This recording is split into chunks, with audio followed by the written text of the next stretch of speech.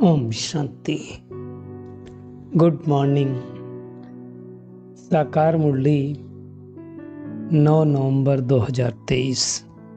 बाबा का मीठा मीठा लेटर हम मीठे मीठे बच्चों के मीठे मंथन के लिए।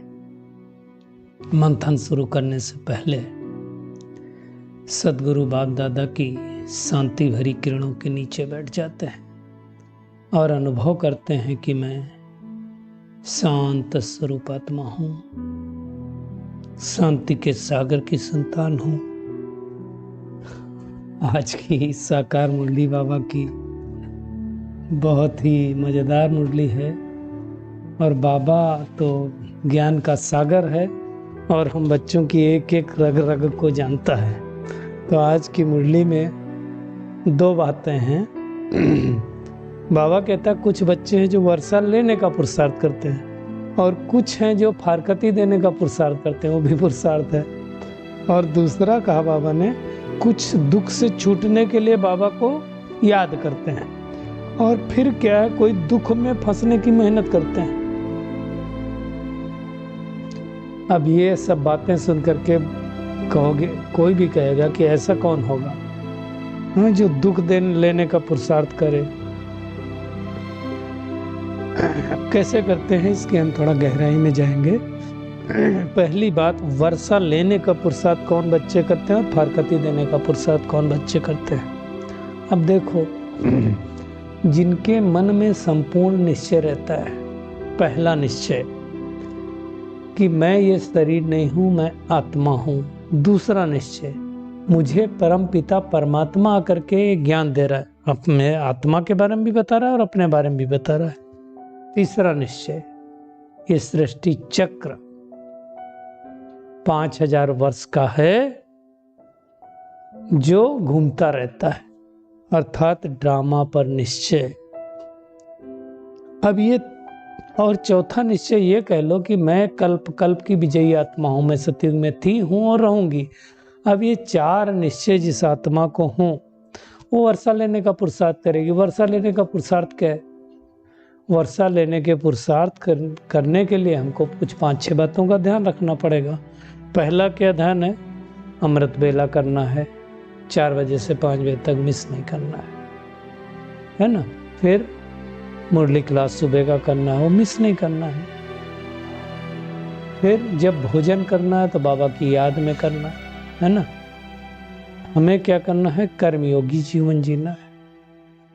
छठा पुरुषार्थ क्या करना है? नुमासाम करना है। सातवां पुरुषार्थ क्या करना है? बाबा को चार्ट लिख करके देना है। और 8वीं बात, फिर उनकी याद में सो जाना है 3 मिनट। भोजन भी जो करना है शुद्ध सात्विक करना है। तो ये 7-8 बातें जो आत्मा ध्यान करेगी, यानी वो वर्षा लेने का पुरुषार्थ कर रही। अब कुछ आत्माएं हैं जो बाबा ने कहा फारकती देने का पुरुषार्थ करते हैं। फारकती देने का पुरुषार्थ क्या है ना। गुस्सा तो चलता है, उसके बगैर काम चलेगा नहीं। टू मच सोशल मीडिया में चले जाना, मूवी देखना है ना, बाहर की चीजें जो नुकसानदायक है उनको खा लेना, इधर उधर की बातें करना, झगमुई झगमुई की, इसकी बात उसकी, उसको बात उसकी। तो ये फारकती देने का ही पुरुषार्थ हुआ। फिर हम धीरे धीरे बाबा से किनारा कर लेंगे। मुरली क्लास ना जाना, बाबा के बच्चों के अलावा दूसरों का संग करना, क्योंकि कहा बाबा ने कई बार कहा संग तारे कुसंग बोरे। तो ये सब क्या है? फारकती देने के पुरुषार्थ हैं। करते हैं, बहुत सारे बच्चे करते हैं। सोशल मीडिया में, फेसबुक में, ट्विटर में, जाने क्या क्या है, तो उसमें चले गए तो फिर चले गए। आजकल क्या हो, एक छोटा बच्चा था, मैं समझता हूँ कि 7-8 साल का होगा। तो हमने उनको पूछा भाई क्या कर रहा है? तो बोला रील देख रहा है। रील क्या होता है? आप रील नहीं जानते हो? हमने कहा ना। तो आजकल ये हाल हो गया है। तो ये सब क्या है? फारकती देने का पुरुषार्थ। बाबा जो कहा वो नहीं करना, कुछ और ही करना। तो इन सारी बातों को हमें ध्यान देना है। हमें फारकती देने का पुरुषार्थ कोई नहीं करना। कई बार मन में चलता बाबा तो वही की वही बातें सुनाता है, ये भी बरकती देने का ही पुरुषार्थ। दूसरा, कई बच्चे दुख से, देखिए छूटने दुखी तो हम हैं ही हैं, द्वापर युग से दुखी होना चालू होते हैं क्योंकि माया का राज्य चालू होता है, और कलयुग अंत होते होते संपूर्ण रीति से दुखी हो जाते हैं, तब वो परमात्मा आता है। तो हम उसकी याद के द्वारा सुख के रास्ते पर चलते हैं। फिर बाबा ने कहा कई क्या करते हैं, दुखी होने का पुरुषार्थ करते हैं, दुख में फंसना चाहते हैं। अब ये बड़ी बात हो गई, सुख तो सब कोई चाहता है, और जो सुख चाहता हो परमात्मा की श्रीमत पर चलेगा, उसको याद करेगा। अब दुख में फंसने का पुरुषार्थ क्या है? फैमिलिटी में चले आना, दुख लेने का ही पुरुषार्थ हो गया, है ना। फिर क्या हो गया? और संबंध बनाना, ये भी तो दुख में फंसने का ही पुरुषार्थ हुआ ना, है ना। लेन देन फालतू का करना, जिस बात में हमें नहीं पढ़ना उसमें पड़ जाना, है ना। जैसे कई कहते हैं ना, बीच में टांग मार देना, इसकी उसकी बातों में ज्यादा चले जाना, ये सब दुखी होने का पुरुषार्थ है। तो हमें दुख होने का पुरुषार्थ नहीं करना। सिनेमा देखना, सिन की माँ कहती थी दादी, ये सब दुख में हो जाने का पुरुषार्थ है। भूख से ज्यादा खा लेना, ये भी दुखी होने का ही पुरुषार्थ, फिर बीमार होते रहेंगे। तो हमें अब ऐसा कोई पुरुषार्थ नहीं करना कि दुख हो और दुख में फंसने का पुरुषार्थ। दोस्ती करना और फिर दोस्ती छूट जाए तो पछताना। ऐसे बहुत सारे लोग हैं जो बहुत सारी दोस्ती कर लेते हैं, फिर वो आत्मा अगर दूर चली गई तो फिर दुखी होते हैं। तो वो सब पुरुषार्थ को नहीं करना है। आज का गीत है, महफिल में जल उठी समा, परवाने के लिए दुनिया में प्रीति बनी है मर जाने के लिए। तो प्रीत एक दूसरे से लोग क्यों करते हैं? उन पर फिदा होने के लिए। तो परमात्मा से लेकिन ये प्रीति की जाए तो प्रीत हमें सुखदाई होती है। ये गीत तो हमने बहुत बार सुना है। बाबा कहता है लेकिन इसका अर्थ तुम्हारे अलावा कोई नहीं जानता है। तो समा कौन है और परवाने कौन है? तो परवाने हम बच्चे हैं, समा शिव बाबा है। वो जब सृष्टि पर आता है तो महफिल लगती है, आत्मा और परमात्माओं का मेला लगता है। ये भगवान आकर के खुद बताता है, जो सभी आत्माओं का फादर है। दूसरा कोई सभी आत्माओं का फादर नहीं हो सकता। ये चक्र भी कैसे फिरता है वो भी बाबा बताता है। इस कलयुग का विनाश भी जरूर होगा वो भी बाबा बताता है ना। जैसे बाबा ने कई बार कहा है कि ये ज्ञान प्राय लोप हो जाएगा, वैसे बाबा कहता है कि सतयुग भी प्राय लोप हो जाता है, त्रेता भी प्राय लोप हो जाता है। तो जो चीज आज है वो कल नहीं रहेगी। परंतु ये है सतयुग त्रेता में हमें ज्ञान नहीं रहता कि अब हम धीरे धीरे गिरेंगे, नहीं तो दुख हो जाए। ये ज्ञान यही रहता है। तो बाबा कहता है अब तुम श्रीमत पर हर कदम पर चलो, क्योंकि माया बहुत धोखेबाज है, कहीं भी धोखा दे देगी। और माया का काम है धोखा देना, और बाप का काम है माया से लिबरेट करना। अब बाप लिबरेट कैसे कब करेगा और कैसे करेगा?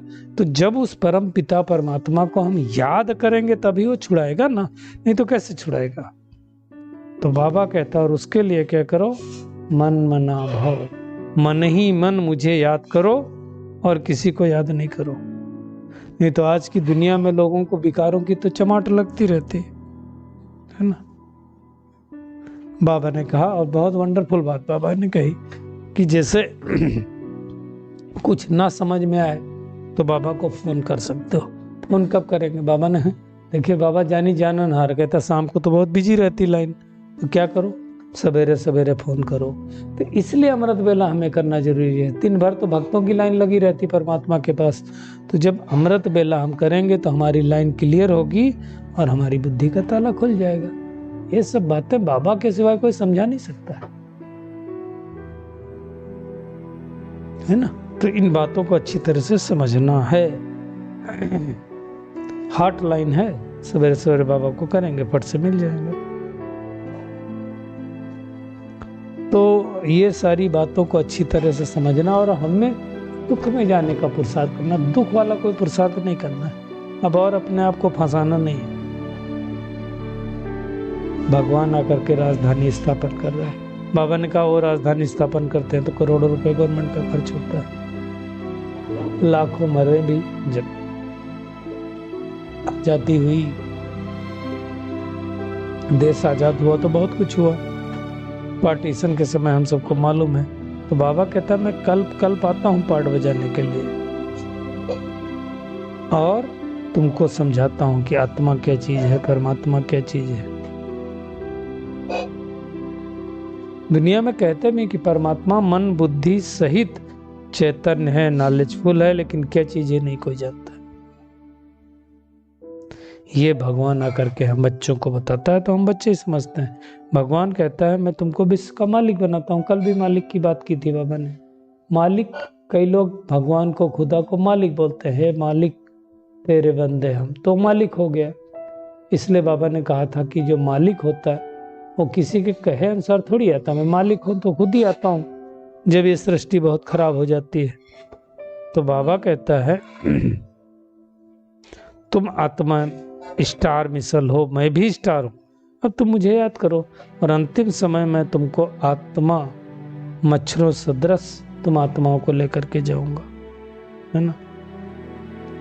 तुमको ही विश्व का मालिक बनाता हूँ। लेकिन ये बाबा दिव्य दृष्टि से कुछ साक्षात्कार होगा, लेकिन सबको नहीं होगा। क्यों? क्योंकि बाबा कहता है चाबी मैं अपने पास रखता हूँ, ये किसी को मैं देता नहीं हूँ।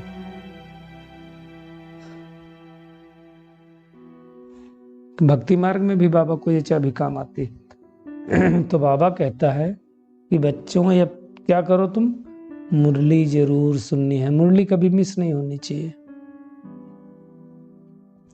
बाबा बहुत प्यार करता है, कहता है तुम बहुत सिकलदे हो। बांधलियों पर भी बाबा को बहुत तरस आता। कई बांधली बहनें माताएं हैं जिनको आने नहीं दिया जाता है, मुरली सुनने नहीं दी जाती, फिर भी वो चोरी चोरी मुरली सुनती है। मोबाइल भी नहीं दिया जाता है, तो टाइम मिलता है तो किसी तरह से सुनते हैं।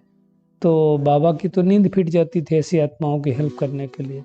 तो हमें भी हेल्प करनी है, और सबसे बड़ी हेल्प ये है कि बाबा को याद करना है। बाबा कहता है तुम याद करोगे मैं तुमको इतना धन दूंगा जो कभी दुखी नहीं होंगे, वो भी 21 जन्मों के लिए। तो मेहनत करनी चाहिए। बाबा कहता पढ़ाई सोर्स ऑफ इनकम है, हमेशा थी, है और रहेगी। पढ़ाई तो सोर्स ऑफ इनकम ही रहेगी। पढ़ाई से ही तो हम शरीर निर्वाह लायक बनते हैं, है ना। बाबा ने कहा लेकिन आज की दुनिया में जितना जास्ती धन उतना ज्यादा पाप करते रहते हैं, क्योंकि धन ज्यादा है तब क्या करें, कहाँ उड़ाएं, तो खर्च करते रहते हैं। अरे धन है तो लोगों की मदद करो, सेवा करो। तो ये बाबा ही हम बच्चों को समझाता है। बाबा ने कहा तुम समझते हो कि 84 जन्म हम कैसे लेते हैं, हमको नॉलेज कौन दे रहा है।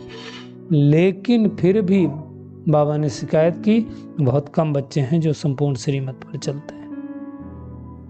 देह अभिमान आता है ना, तो कई बच्चे क्या करते हैं, भगवान को भी अपनी मत देने लगते हैं। भगवान को हम मत दे सकते हैं क्या? इस लायक है। जैसे आजकल की दुनिया में जितने देखने वाले क्रिकेट होते हैं वो सब बैठ करके मत देंगे, कैप्टन को मत देंगे। अरे भैया इतने हम अच्छे होते तो हम उनकी जगह पे होते ना, तो हम उनको मत कैसे दे सकते हैं? दोनों बेटर देन मी। सो हमें इन सब मामले में पढ़ना ही नहीं। ऐसे भगवान जानी जाननहार है, वो हमको समझाता है तो उसको कई बच्चे से मत देते हैं। बाबा कहता तुम कहीं भी जाओ, एक तो मुझे याद करो, मुरली सुनो, कर्म भोग, यही एक तरीका है चुकतू करने का, क्योंकि कर्म भोग पिछाड़ी तक छोड़ेगा नहीं। तो भगवान ये बातें समझा रहा है, उसकी बातों को अच्छी तरह से समझना है। तो आज का टेक होम क्या है? एक तो देही अभिमानी बनना है, और दूसरा वर्षा लेने का पुरुषार्थ करना है, फरकती देने का पुरुषार्थ नहीं करना है। दुख से छूटने के लिए बाबा को याद करना है, अब दुख में फंसना नहीं है, अब फंसने वाला कोई काम नहीं करना, बल्कि अनेक आत्माएं जो दुखी हैं, फंसी हुई हैं, उनको लिबरेट करने का, छुड़ाने का काम करना, अर्थात सबको सुख का रास्ता बताना है। कोई भी विनाशकारी उल्टा पुल्टा कर्म नहीं करना है, श्रीमत पर चल के कई जन्मों की बात सही लेनी है। आज का बाबा का बहुत सुंदर वरदान है। वायदों की स्मृति द्वारा फायदा उठाने वाले सदा बाप की ब्लेसिंग के पात्र हो। अब कई बच्चे बाबा से अमृत वेले या जब बाबा आता है या व्यक्त मुरली सुनते हैं, मधुबन जाते हैं, बहुत वायदे करते हैं, लेकिन वायदा का फायदा नहीं उठा पाते। कब उठा पाएंगे? जब हम अपनी चेकिंग करेंगे कि कितनी बार वायदा किया और कितनी बार निभाया है। वायदा और फायदा, उस वायदा किया और फायदा नहीं उठाया तो हमको बैलेंस नहीं होगा। और जब वायदे का फायदा उठाएंगे तो वरदाता बाप की ब्लेसिंग मिलेगी। हमने कितने वादे किए, कितनी फाइलें बाबा के सामने होंगी। बाबा ने एक बार कहा था मुरली में कि फाइलों का तो ढेर लग गया है, फाइनल कब करोगे? तो हमें फाइनल करना है, खाली वायदा नहीं करना, उसका फायदा उठाना है। वायदा तभी पूरा होगा जब कायदे से चलेंगे, तभी सफलता मूर्त बनेंगे। स्लोगन है, स्वयं को ऐसा दिव्य आईना बनाओ जिसमें बाप ही दिखाई दे, तब कहेंगे सच्ची सेवा। मतलब हर एक आप में बाप दिखाई दे, है ना। तो ये बातें कई बार बाबा बोल चुका है। चलते फिरते आप बाबा के 100 पीस के, 100 केस के 100 पीस हो। तो इन सारी बातों का हमें ध्यान रख करके मेहनत करनी है। चलिए परमात्मा किरणों के नीचे बैठ जाते हैं और अनुभव करते हैं, महसूस करते हैं कि मैं बाबा की संपूर्ण श्रीमत पर चलने वाली, दुख से लिबरेट होने का पुरुषार्थ करने वाली और अनेक आत्माओं को दुख से लिबरेट करने का रास्ता बताने वाली आत्मा हूं। कोई भी उल्टा कर्तव्य न करके श्रीमत पर चल करके 21 जन्मों की बात सह लेने का पुरुषार्थ करने वाली आत्मा हूं। वायदों का फायदा लेकर के परमात्मा ब्लेसिंग की पात्र आत्मा हूं। चलता फिरता मैं ऐसा दिव्य आईना हूं जिसके द्वारा अनेक आत्माओं को परमात्मा शक्तियां प्राप्त होती हैं, परमात्मा दुआएं प्राप्त होती हैं। शुक्रिया मीठे प्यारे बाप दादा, शुक्रिया आप सभी का इस मीठे मंथन के लिए। ओम शांति।